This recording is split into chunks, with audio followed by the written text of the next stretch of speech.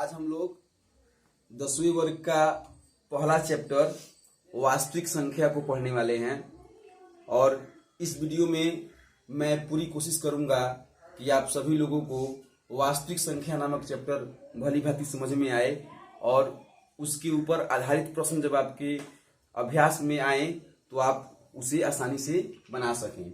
ठीक है, तो सबसे पहले मैं आपको बताना चाहूंगा कि वास्तविक संख्या क्या होती है।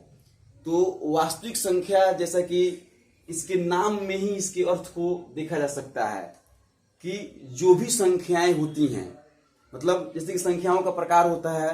इसके पहले वाले वीडियो में भी हमने आपको सब संख्याओं के प्रकार को बताना चाहा है।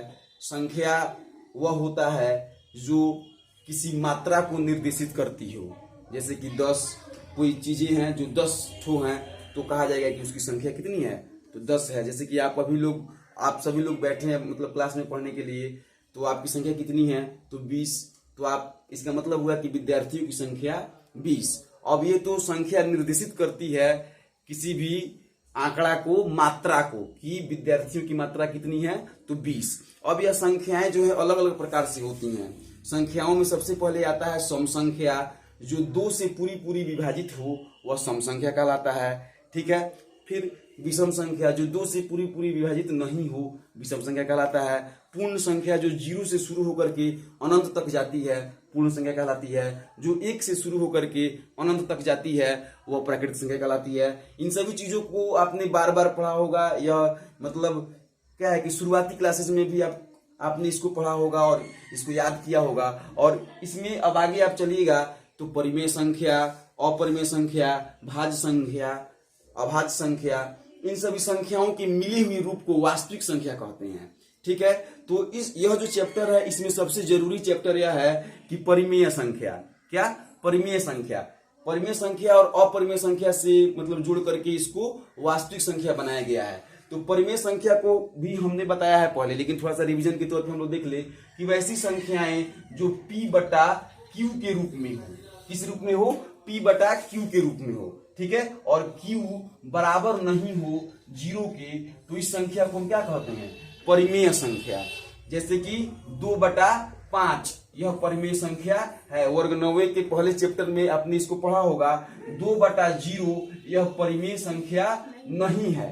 0 परिमेय संख्या है लेकिन 2/0 परिमेय संख्या नहीं है, और इसको मैंने बताया भी है। 0/1 जो है यह क्या है कि यह परिमेय संख्या है लेकिन 2/0 परिमेय संख्या नहीं है, क्योंकि और मैंने यह भी बात आपको पहले बताया है कि परिभाषा जो होता है उसके ऊपर जब हम उसकी स्थिति को बैठाते हैं और वहां वह प्रमाणित होता है, तो इसका मतलब है कि वह परिभाषा के अनुरूप है। अर्थात परिभाषा आपका यह कह रहा है कि वैसी संख्या जो P/Q के रूप में हो और Q बराबर 0 नहीं हो, अर्थात अंश बटा हर के रूप में हो और हर 0 के बराबर नहीं हो। तो यह जो है 0 अंश है और 1 जो है हर है, तो यहाँ अंश बटा हर जो है 1 है, 0 नहीं है। अर्थात परिभाषा के अनुरूप यह क्लियर दिख रहा है। तो यह क्या है कि परिमेय संख्या है, लेकिन यहाँ पे परिभाषा जो है वो गलत प्रमाणित हो रही है, तो यह परिमेय संख्या नहीं है। ठीक है, अब आगे जो संख्याएं परिमेय नहीं है वह अपरिमेय होती हैं। ठीक है, यह निश्चित है कि जो संख्याएं परिमेय नहीं है वो अपरिमेय होंगी, लेकिन जब ऐसी स्थिति आएगी तो ऐसी स्थिति में तो 2/0 यह संख्या ही नहीं है, यह विरोधाभास है। विरोधाभास शब्द आपको हमेशा गणित में मिलता होगा और इस चैप्टर में भी आपको मिलेगा, इसलिए इसको अच्छे से हम लोग समझ लेते हैं। विरोधाभास का मतलब यह हुआ कि वैसी भाषा जो विरोध उत्पन्न करती हो। जैसे कि यह विरोध उत्पन्न कर रहा है, Q बराबर नहीं होना चाहिए 0 के, लेकिन यह 0 के बराबर है, अर्थात यह इसका विरोध कर रहा है, इसलिए संख्या के अनुरूप में नहीं है। अर्थात आपने समझा कि जो यह विरोधाभास है किसी भी रूप में नहीं आता है। वैसे तो परिमेय संख्या के बारे में आपने जाना, लेकिन जब बात अपरिमेय संख्या की आती है तो अपरिमेय संख्या जानने से पहले आपको क्या है, दशमलव जानना पड़ता है। दशमलव, तो दशमलव निरूपण में भी हमने आपको पहले बताया था कि दशमलव निरूपण 2 प्रकार का होता है, एक शांत दशमलव और एक अशांत दशमलव। अगर आप इन सभी चीजों को, मतलब जो भी चीजें आप यहाँ पे देख रहे हैं, परिमेय अपरिमेय साम मतलब सम संख्या, भाज्य संख्या, भाज्य संख्या, इसको यदि आप पूर्ण रूप से समझना चाहते हैं, अगर अभी आपका रिवीजन मतलब करने का दौर नहीं है, आप चाहते हैं कि आपको पूरा अच्छे तरीके से समझ में आए, तो आप मेरे पिछले वीडियो को देखिए। वहां पर मैंने इन सभी पॉइंट को मतलब परिभाषा के साथ और उदाहरण के साथ समझाया है। और यदि आप वहां से देखना नहीं चाहते हैं तो आप किसी सूत्र या फार्मूले की मतलब किताब से या कहीं से भी इसको देख सकते हैं। और यह तो 5th-6th लेवल का है, जबकि वास्तविक संख्या मैं आज 10वीं वर्ग के चैप्टर को पढ़ाने के लिए यहाँ पे खड़ा हुआ हूं। इसलिए मैं यह चाहूंगा कि मैं जल्दी से जल्दी वास्तविक संख्या पे पहुंच सकूं। और अभी का जो दौर है वह यह है कि फिलहाल जो है 10वीं वर्ग का 2 महीना एग्जाम है, इसलिए रिवीजन के तौर पे ही इस वीडियो को बनवाया जा रहा है। और जो बच्चे मतलब 9th से 10th में जाने वाले हैं, वे 10th की तैयारी में भी पहला चैप्टर यदि शुरू करते हैं तो उसको बहुत ही यह वीडियो महत्वपूर्ण, मतलब उसके लिए यह वीडियो बहुत ही महत्वपूर्ण होगा।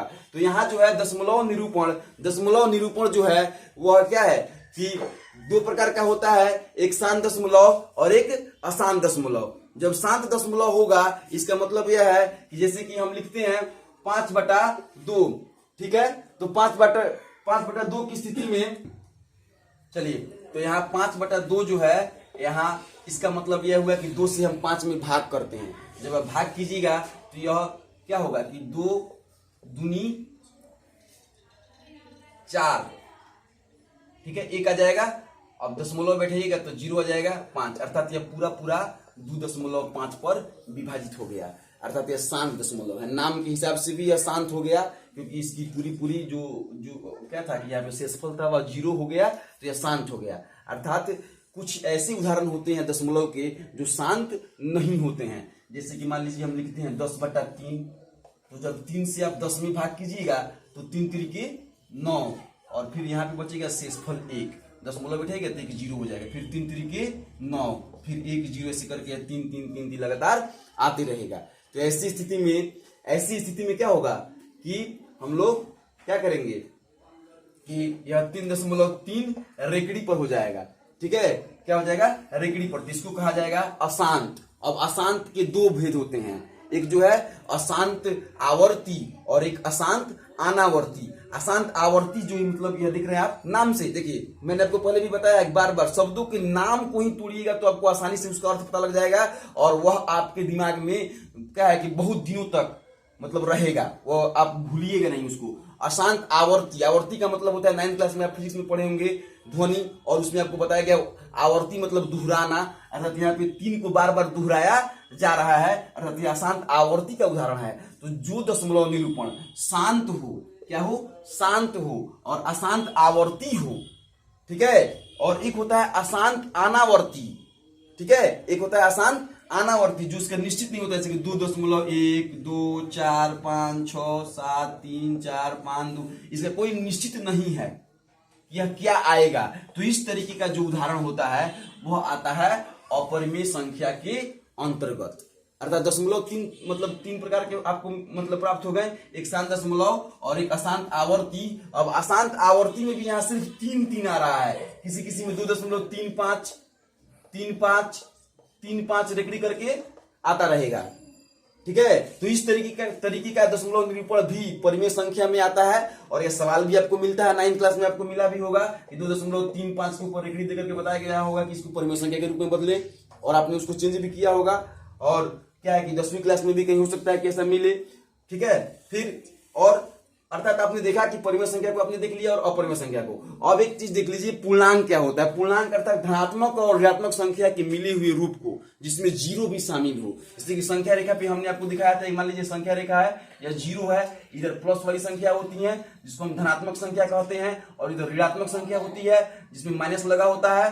तो यह माइनस ऋणात्मक संख्या और धनात्मक संख्या और 0 के मूल रूप के मिले हुई स्थिति को हम क्या कहते हैं, पूर्णांक, ठीक है। अब यह जितनी भी चीजें आपने पढ़ा है, जो भी चीजें आपने पढ़ा है, इसमें इस सबके मतलब मिले हुए रूप को, संग्रह को क्या कहते हैं, वास्तविक संख्या कहते हैं। एक तरह से इसकी परिभाषा बनाई जा सकती है कि परिमेय संख्या और अपरिमेय संख्या के मिले हुए रूप को क्या कहते हैं, वास्तविक संख्या कहते हैं। अब मुझे ऐसा है कि आपने संख्या के सभी रूपों को और सभी मतलब उदाहरणों को देखा। अब आप जो है इन सभी का जो है अलग अलग परिभाषा बना करके, उदाहरण के साथ बना करके आप अपनी नोटबुक कॉपी में मतलब बना लीजिए और वहां से उसको याद करने का प्रयास कीजिए। उसके बाद हम लोग आगे, अब हम लोग इसमें चैप्टर से संबंधित बातों को देखेंगे, जिसमें सबसे पहले आपको मिलेगा एल्गोरिदम, जिसका मतलब हुआ कि गणित की वह प्रक्रिया जिसके तहत चरणबद्ध तरीके से हल प्राप्त किया जाता है, एल्गोरिदम कहलाता है। ठीक है, चरणबद्ध तरीके से। और यही स्थिति जो है यूक्लिड में आकर के मिलेगी, जिसमें आपको इसको यूक्लिड विभाजन प्रमेयिका के नाम से भी जाना जाता है। ठीक है, अब यह यूक्लिड मतलब विभाजन प्रमेयिका जो है वह एल्गोरिथम लेमा के माध्यम से इसको प्रमाणित किया जाता है। लेमा का मतलब हुआ कि जो सिद्ध किया हुआ कथन है उस कथन के माध्यम से किसी दूसरे को जब प्रमाणित किया जाए तो वह लेमा कहलाता है। यहाँ अब आपको इस चीज पर ज्यादा फोकस करना है कि यूक्लिड विभाजन प्रमेयिका क्या है। तो इसको जानने से पहले मैं आपको बताना चाहूंगा कि यूक्लिड विभाजन प्रमेयिका के तहत एचसीएफ को निकाला जाता है और चरणबद्ध प्रक्रिया के तहत। ठीक है, और एचसीएफ को आपने बचपन में निकाला होगा 5th 6th के लेवल में कि एचसीएफ कैसे निकलता है, तो सेम उसी तरीके से यहाँ मतलब निकाला जाता है एचसीएफ को, लेकिन इसमें चरणबद्ध तरीके से होता है। यूक्लिड विभाजन प्रमेयिका के अनुरूप एक फार्मूला आता है जिसमें होता है ए बराबर बी क्यू प्लस आर। ठीक है, तो यहां जो है ए यह भाज्य होता है, भाज्य बराबर भाजक गुणे भागफल जोड़ शेष फल। तो यह जो फार्मूला है इसको आप पहले से जानते हैं, यह लेमा के अंतर्गत होता है और यह सिद्ध किए हुए कथन से यूक्लिड विभाजन प्रमेयिका को सिद्ध किया जा रहा है। जैसा कि मैंने आपको बताया है पहले कि लेमा जो है एक ऐसा सिद्ध कथन होता है जिसके माध्यम से हम लोग क्या करते हैं कि सिद्ध किए हुए कथन के माध्यम से दूसरा कथन सिद्ध करते हैं, अर्थात इसके माध्यम से हम यूक्लिड को सिद्ध कर रहे हैं। और यह जो एल्गोरिथम है इसके माध्यम से चरणबद्ध तरीके से हम इसका एचसीएफ निकालते हैं और मतलब ज्यादातर इसका प्रयोग एचसीएफ निकालने के लिए होता है। और ऐसी स्थिति में जो है आर जो है वह आर हमेशा बराबर होता है या बड़ा होता है 0 से, और फिर आर जो है फिर यही ऐसी स्थिति होती है और आर जो है वह हमेशा छोटा होता है बी से। आप देख सकते हैं अगर मैं 2 से 5 में भाग करता हूं तो 2 दूनी 4, यहाँ जो शेषफल 1 आएगा यह ऑलवेज जो है 2 से छोटा ही होगा, यह कभी भी 2 से बड़ा नहीं हो सकता।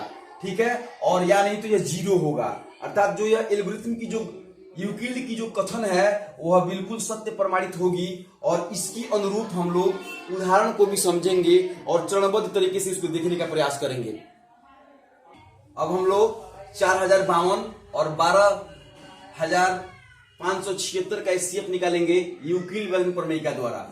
ठीक है, तो इसको समझने के लिए सबसे पहले हम क्या करेंगे कि जैसे आप बचपन में एचसीएफ निकालते थे उसी तरीके से एचसीएफ निकालेंगे। जब आप एचसीएफ निकालिएगा 4052 से इसमें भाग कीजिएगा। एचसीएफ निकालने के लिए भाग करते थे, भाग विधि द्वारा बनाते थे, आपको याद होगा।